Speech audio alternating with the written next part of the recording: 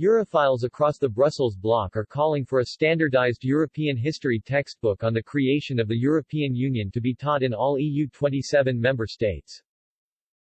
The latest attempt at a more integrated EU comes by the Volt Europa group, a self-proclaimed pan-European progressive party.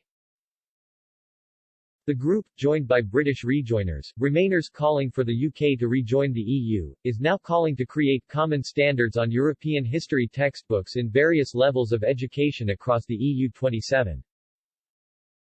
The excellent idea, as they put it, comes as one of their proposals for the Conference on the Future of Europe. Launching the suggestion on their website, they wrote, "Every socio-political group requires a collective story, an imagined community to bind together its citizens in common cause and give it legitimacy. A shared perspective on the past is one of the crucial building blocks of such a dynamic. Education remains a prerogative of the member states, but wide gaps exist in both the quality of substance and length devoted to the origins of the foundation of the European Union and its rationales, the catastrophes of the 20th century, with 1945 and 1989 as key dates. At the same time, heavy politicization and mythification of historical truth in some member states has reinforced diverging public perceptions and political narratives through contested historical interpretations. Institutions such as the Platform of European Memory and Conscience and initiatives such as the Hope Observatory of the Council of Europe are examples of efforts to create a shared understanding of educating European citizens about the origins and rationales of the European project and how they connect with our potential and desired futures.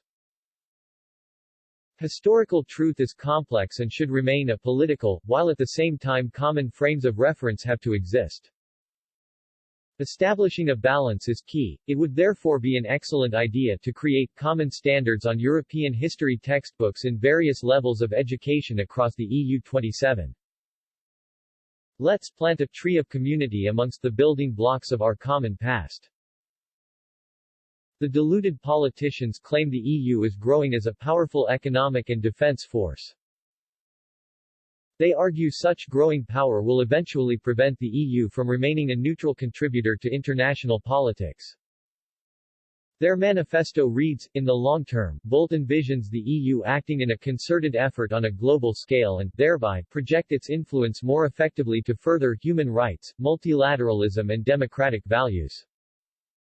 In accordance with the time relevance of this doctrine, the EU will be discussed as both a mediator and a major power.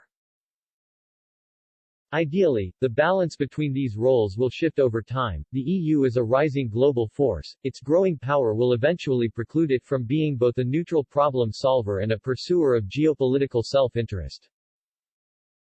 In considering the current state and/or lack of EU foreign and external policy, and in the context of Volt's vision for the EU, EU army, federalized governance, economic powerhouse, etc.,